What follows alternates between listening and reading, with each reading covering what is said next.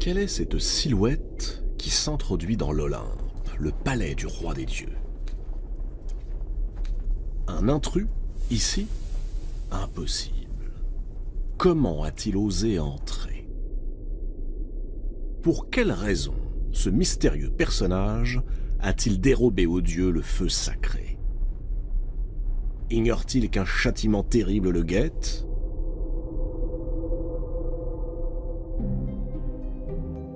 Tout a commencé il y a bien longtemps. Souvenez-vous.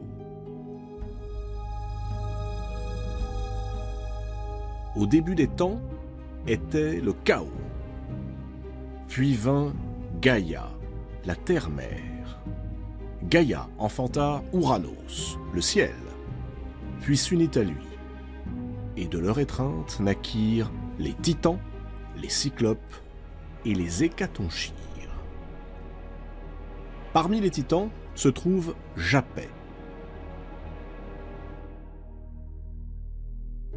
Japet s'est choisi une épouse, Clymène. Ensemble, ils ont 4 enfants. Atlas, Ménoétios, Épiméthée et celui qui est au cœur de cette histoire, Prométhée. À la différence de son frère Épiméthée, dont le nom signifie celui qui réfléchit après coup, Prométhée est le prévoyant, celui qui pressent les événements avant qu'ils ne surviennent. Cette qualité rare va lui être d'une grande utilité.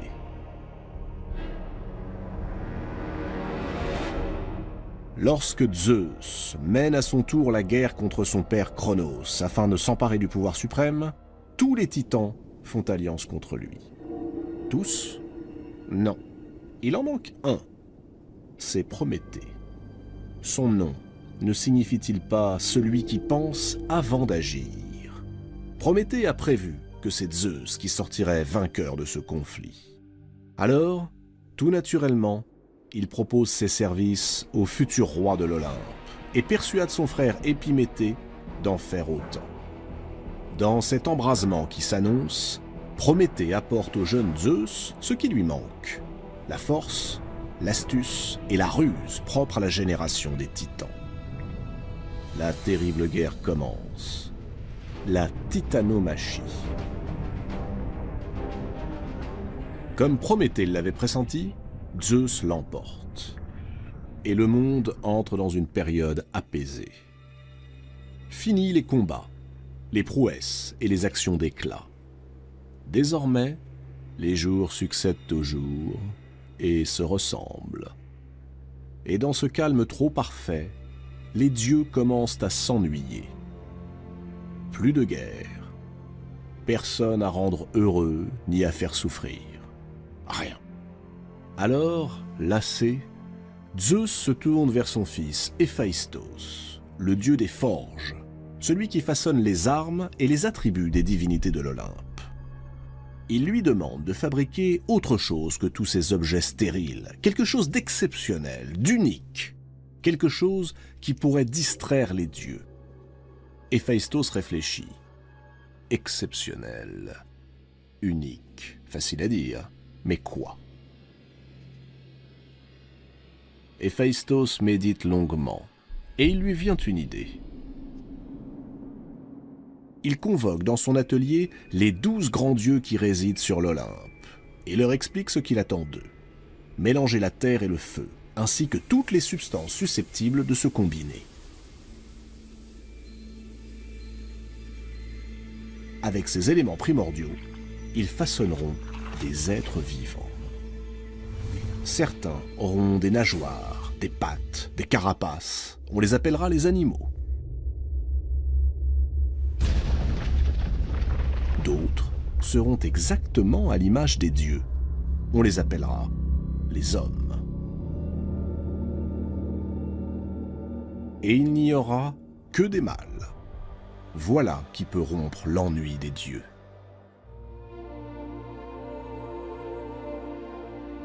Tout est prêt.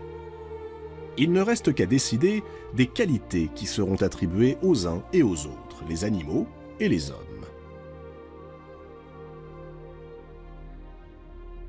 Zeus charge les deux titans, Prométhée et Épiméthée, d'accomplir cette tâche.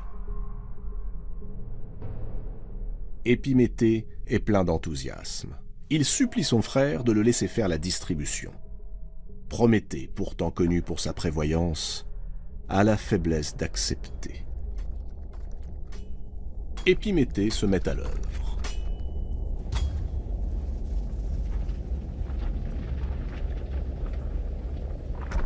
Il dote les uns de la force, les autres de la vitesse. Il offre à certains de longs poils qui les protégeront des intempéries, chausse les autres de sabots, attribue encore à d'autres un cuir massif. Une fois son travail accompli, il se redresse et se frotte les mains. Mais, et les hommes? Dans son empressement, Épiméthée a complètement oublié les hommes.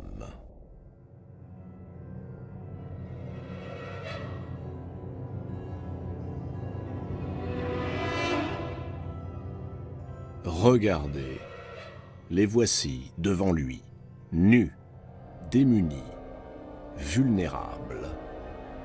Le pire, c'est que, ayant dilapidé toutes les ressources accordées par Zeus, Épiméthée n'a plus aucun moyen de réparer son étourderie. Prométhée décide alors d'aller trouver Zeus.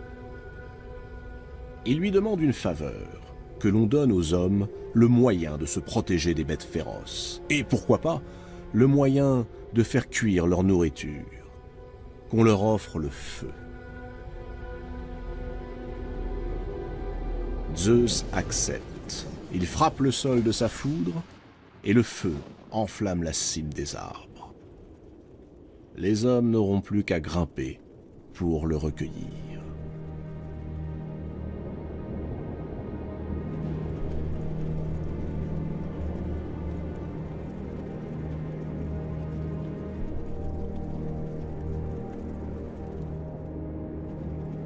Ce fut l'âge d'or. La vie des hommes est paisible. Elle est même plutôt heureuse, puisque le travail n'existe pas plus que les saisons ou les maladies. Le blé pousse naturellement sans qu'il soit besoin de le semer. Régulièrement, hommes et dieux se retrouvent pour de somptueux festins. L'existence s'écoule sans le moindre souci. Ce pourrait être le paradis.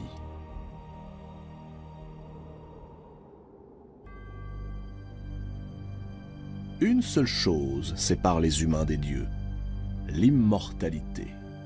Et encore, à cette époque, les hommes ne meurent pas vraiment. Lorsque le temps est venu, sans fatigue ni souffrance, ils s'endorment, paisiblement.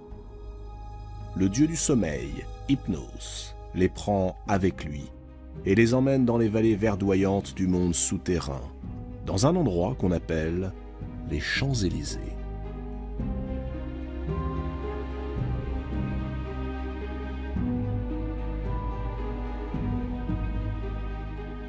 Mais voilà qu'un jour, Zeus est lassé de partager sa vie avec les humains sur un pied d'égalité, de se retrouver assis à la même table qu'eux, de les voir participer aux mêmes assemblées. Il est temps, songe-t-il, d'attribuer aux hommes une place précise dans l'univers. Il est temps de mettre un peu d'ordre dans tout ça.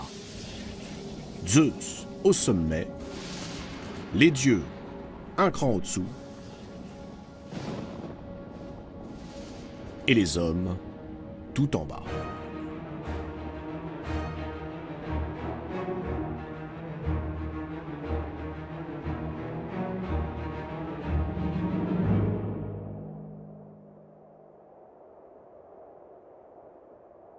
Zeus organise alors un grand banquet dans la vaste plaine de Méconée, où il a réuni les hommes et les dieux. Il ordonne qu'un grand bœuf soit sacrifié, puis débité en 2 parts. La plus belle part reviendra évidemment aux dieux, l'autre sera donnée aux hommes. Et c'est sur cette expression, la plus belle part, que là, maintenant, va se jouer le sort de l'humanité.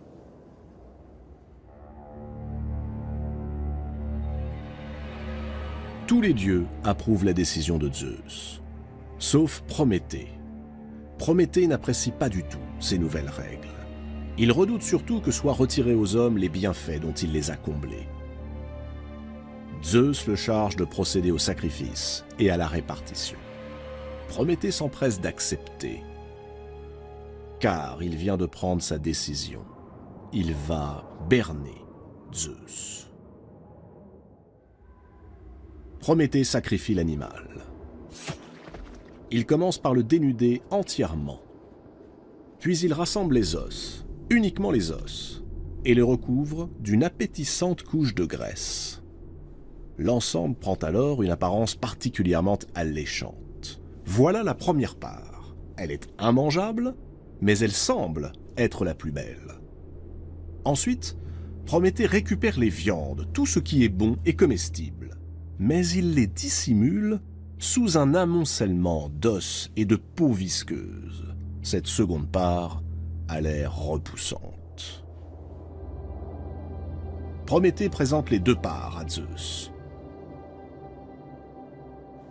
Suivant le choix de ce dernier, se dessinera la frontière entre les hommes et les dieux.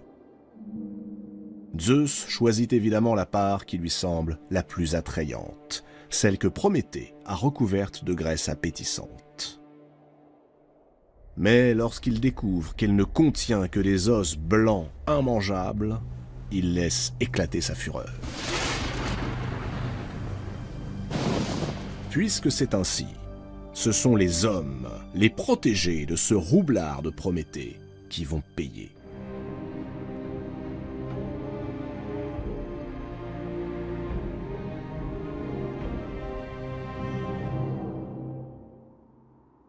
Zeus décide d'abord de leur cacher le blé. Ce blé qui jusqu'à présent poussait naturellement, sans qu'on eût besoin de labourer ou de semer.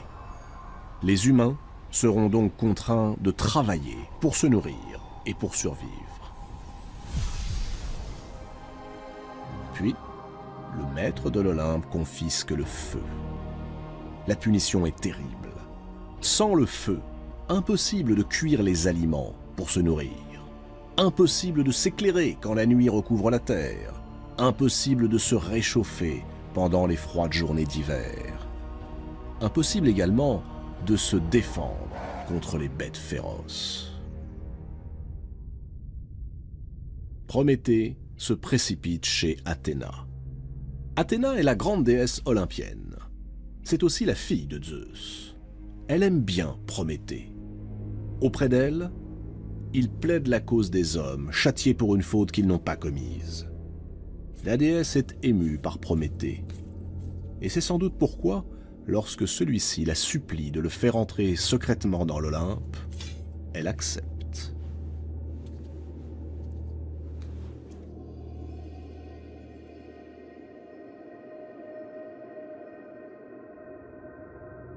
C'est donc lui, Prométhée, que nous avons vu s'introduire le plus discrètement possible dans l'enceinte des dieux.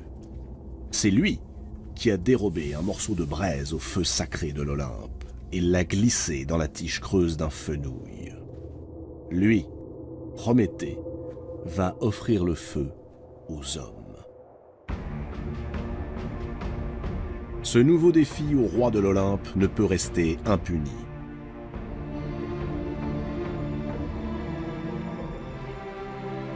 Zeus va châtier Prométhée.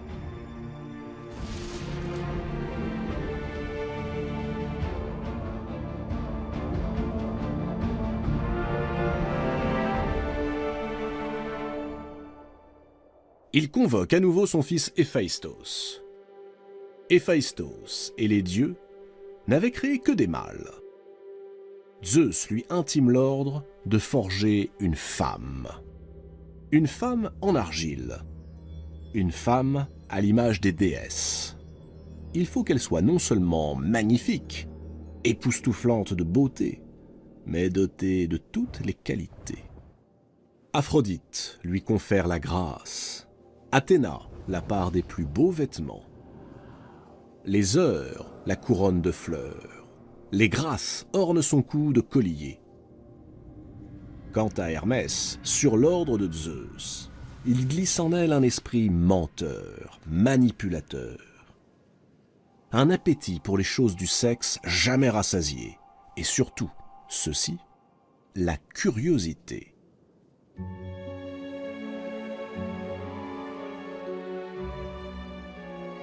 On lui donne le nom de Pandore. Pandore, ce qui signifie don de tous les dieux. La fatale merveille est maintenant prête. D'un souffle, Zeus lui donne la vie. Pandore est bien la première femme, l'ancêtre de toutes les femmes.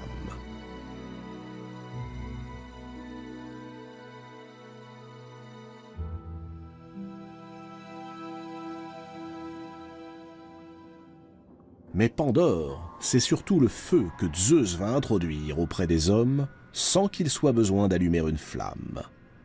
Feu voleur, répondant au feu volé par Prométhée. Il suffit de la glisser dans le lit d'un homme. Mais pas n'importe lequel. Un homme qui réfléchit après coup. Ce sera Épiméthée, celui qui comprend quand il est déjà trop tard. Celui qui nous ressemble le plus, en somme. Celui qui fait sans cesse des plans, alors même que le cours des choses se révèle contraire à ses prévisions. Si l'on veut faire rire les dieux, parlons-leur de nos projets. Hermès se rend auprès d'Épiméthée. Il lui fait don de la sublime créature. Épiméthée hésite. Son frère, Prométhée, l'a adjuré de refuser tous les présents qui viendraient de Zeus.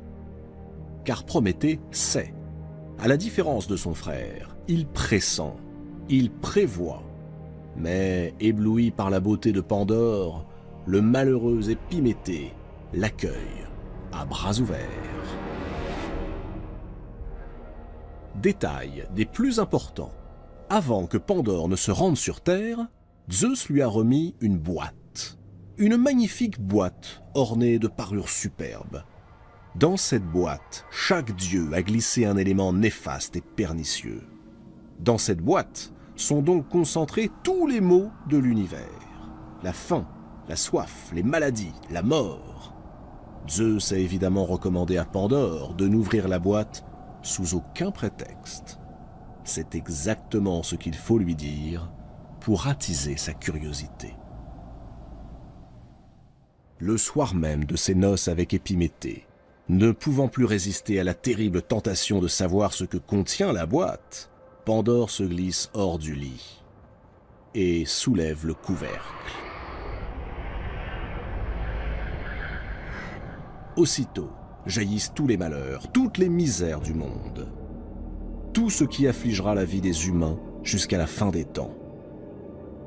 Et Zeus a rendu ces mots invisibles, silencieux, de sorte qu'ils puissent frapper les hommes à l'improviste et que ces derniers n'aient pas le temps de trouver la parade. Mais plus grave encore, le mal se mêle aux bienfaits dont les dieux avaient jadis comblé les hommes, de sorte qu'on ne peut plus désormais le reconnaître ni l'identifier. Épouvanté, Pandore referme aussitôt le couvercle de la boîte. Mais c'est trop tard. Prométhée avait trompé Zeus en faisant l'apparence des choses contraires à leur intérieur. Les os blancs masqués par la graisse, le vol du feu caché dans la tige d'un fenouil. Eh bien Pandore est la réponse du roi des dieux à cette inversion des choses. Il a caché, sous l'allure magnifique de Pandore, les pires fléaux.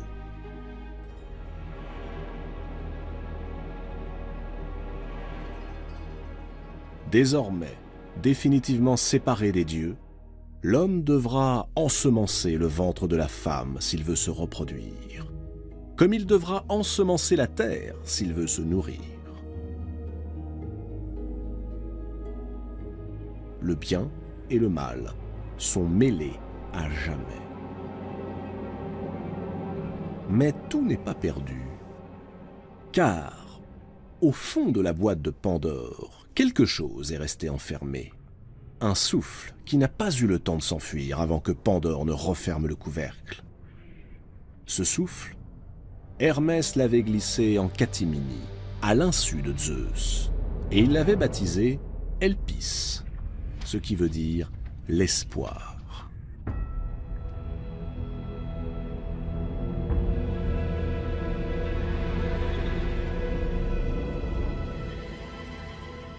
Ainsi, dans les pires tragédies, les humains continueront-ils de croire et d'espérer.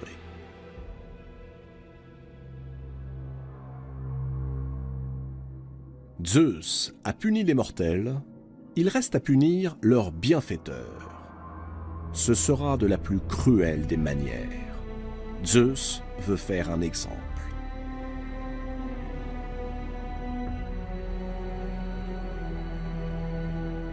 Il fait enchaîner Prométhée à un rocher, quelque part sur un sommet du Caucase, entre la mer Noire et la mer Caspienne. Il ordonne ensuite à un aigle de lui dévorer le foie.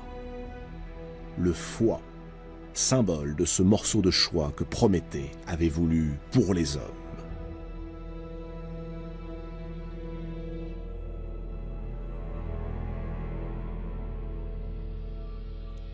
Chaque jour, l'aigle dévore le foie de Prométhée. Et pour que le supplice soit encore plus terrible, chaque nuit, alors que Prométhée agonise, son foie se régénère. Ainsi le supplice peut-il durer à l'infini.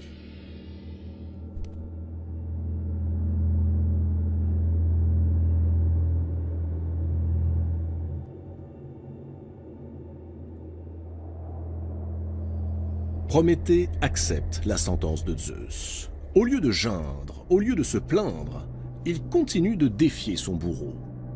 En vérité, Prométhée détient un secret.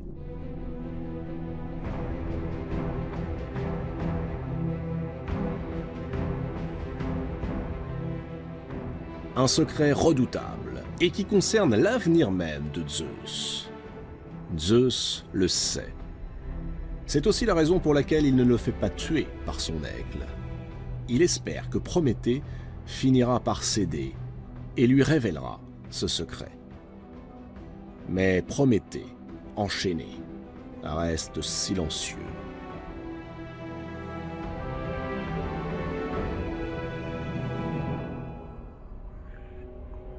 Si Zeus veut savoir, il devra d'abord le libérer.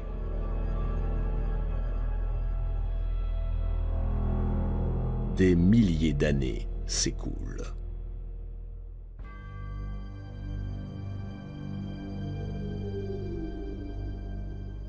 Sur Terre, dieux, demi-dieux et même simples mortels ont accompli de grands exploits. Et chaque fois, Zeus a pu sauver son trône quand il était menacé. Mais il lui faut savoir quel secret le concernant Prométhée refuse de lui livrer. Alors, le maître de l'Olympe finit par plier. Il envoie le plus puissant de tous ses fils mortels libérer Prométhée. Héraclès tue l'aigle d'une flèche en plein cœur et il rompt les chaînes de Prométhée. Le Titan honore sa promesse et révèle à Zeus le secret dont il est détenteur. Si Zeus vient à épouser Thétis, cette nymphe des mers dont il est tombé si passionnément amoureux, alors elle mettra au monde un fils plus puissant que son père, et qui le détrônera. Zeus, aussitôt, met fin à son entreprise amoureuse et impose à Thétis de s'unir avec un mortel. Prométhée est donc le dieu qui protégea les hommes. Il est aussi la figure du rebelle, du révolté. Celui qui nous dit que la contestation du pouvoir est honorable, parfois même nécessaire. Mais il est aussi celui qui nous dit que décider de l'ordre en lui-même est une erreur. Dans sa grande prévoyance, Cette pensée avait échappé à Prométhée.